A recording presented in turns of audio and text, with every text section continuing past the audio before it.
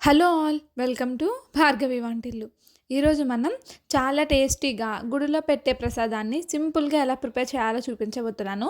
ఎక్కువ హడావిడి ఏమీ లేకుండా ఇంట్లో ఉన్న వాటితో క్విక్గా చేసేసుకోవచ్చు. చాలా టేస్టీగా ఉంటుంది. మరి ప్రసాదం కోసం ముందుగా ఒక మిక్సింగ్ బౌల్ తీసుకొని అందులో ఒక కప్పు వరకు రైస్ని యాడ్ చేసుకోండి. ఈ రైస్ని వేడిగా ఉంటే టేస్ట్ ఇంకా బాగుంటుంది. నా రైస్ కొంచెం చల్లారిపోయింది కాబట్టి ఈ విధంగా స్పూన్తో కానీ చేత్తో కానీ ఇలా బాగా మెత్తగా స్మాష్ చేసుకోవాలి. మెత్తగా ఉంటేనే మనకి దద్దోజనం అనేది బాగుంటుంది. మరీ మెతుకుగా ఉంటే టేస్ట్ అనేది బాగోదు. వేడివేడి అన్నాన్ని కనుక ఈ విధంగా మలుపుకుంటే తొందరగా మనకి మెత్తగా అయిపోతుంది. సో ఈ విధంగా చేతులతో కానీ స్పూన్తో కానీ ఇలా బాగా ప్రెస్ చేసుకుంటూ సాఫ్ట్గా అయ్యేంత వరకు చేసుకోవాలి. ఇలా సాఫ్ట్గా అయిన తర్వాత ఒక కప్పు వరకు బాగా చిలికిన పెరుగుని తీసుకోవాలి. పెరుగు అనేది మరీ ముద్దగా ఉండకూడదు. అలా ఉన్నా సరే టేస్ట్ బాగోదు. పుల్లగా అదొక రకంగా ఉంటుంది. సో కొంచెం వాటర్ని యాడ్ చేసుకొని ఒకసారి బాగా చిలకరించుకొని కొంచెంగా మనకి వీడియోలో చూపిస్తున్న విధంగా కలుపుకోవాలి. పెరుగు మరి ఒకేసారి మనం వేసేస్తే జారుగా మనకి పల్చగా అయిపోతుంది. సో కొంచెంగా పెరుగుని యాడ్ చేసుకుని కన్సిస్టెన్సీ ఈ విధంగా ఉండేటట్టు కలుపుకోవాలి.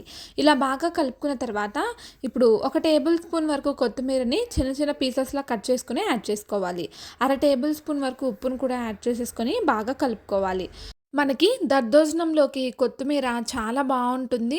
ఖచ్చితంగా స్కిప్ చేయకుండా వేసి ఒకసారి ట్రై చేయండి. చాలా బాగుంటుంది.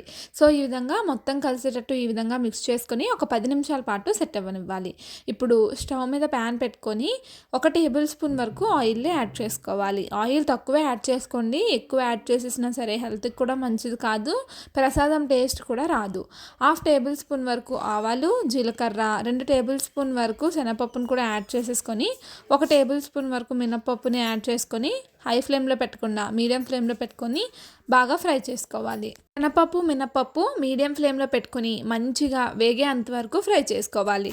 మనకి పోపు ఈ మాదిరిగా ఎర్రగా వేగిన తర్వాత ఒక 2 పచ్చిమిర్చిని కట్ చేసుకుని యాడ్ చేసుకోవాలి. ఒక ఇంచ్ అల్లం ముక్కని చిన్న పీసెస్లా కట్ చేసుకుని యాడ్ చేసుకుంటే సరిపోతుంది.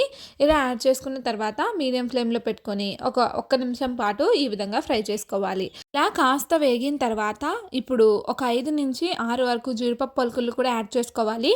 ఒకవేళ మీ దగ్గర జీడిపప్పు పలుకులు అనేవి ఉంటేనే యాడ్ చేసుకోండి, లేదంటే స్కిప్ చేసేయచ్చు.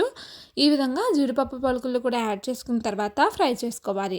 ఇలా కాస్త ఫ్రై అయ్యేంత వరకు ఫ్రై చేసుకోవాలి. మనకి పోపు ఎంత బాగా అయితే వేగుతుందో టేస్ట్ అంత బాగుంటుంది. సో ఈ విధంగా వేగిన తర్వాత ఇప్పుడు అర టేబుల్ స్పూన్ వరకు ఇంగువను కూడా యాడ్ చేసుకొని కలుపుకోవాలి. ఇంగువ టేస్ట్ చాలా బాగుంటుంది దద్దోజనంలో. మీరు ఏది స్కిప్ చేసినా సరే పర్వాలేదు, కానీ ఇంగువను మాత్రం కంపల్సరిగా వేయండి. టేస్ట్ అయితే అదిరిపోతుంది. ఒక 2 ఎండుమిర్చి చీలికల్లి ఈ విధంగా కట్ చేసుకుని యాడ్ చేసుకోవాలి. ఇవి కూడా కాస్త ఫ్రై చేసుకోవాలి. ఇలా ఎంత బాగా ఫ్రై చేసుకుంటేనే టేస్ట్ అనేది అంత బాగుంటుంది. ఇప్పుడు ఒక టేబుల్ స్పూన్ వరకు కరివేపాకు రెమ్మలు కూడా ఈ విధంగా యాడ్ చేసేసుకొని ఒక 2 నిమిషాల పాటు వేగిన తర్వాత స్టవ్ ఆఫ్ చేసేసుకోవాలి. మనం దద్దోజనం ఎప్పుడు ప్రిపేర్ చేసినా సరే టేస్ట్ సూపర్గా రావాలంటే పోపులోనే ఉంటుంది. మీరు పోపుని ఎంత బాగా ఫ్రై చేసుకుంటే టేస్ట్ అంత బాగుంటుంది.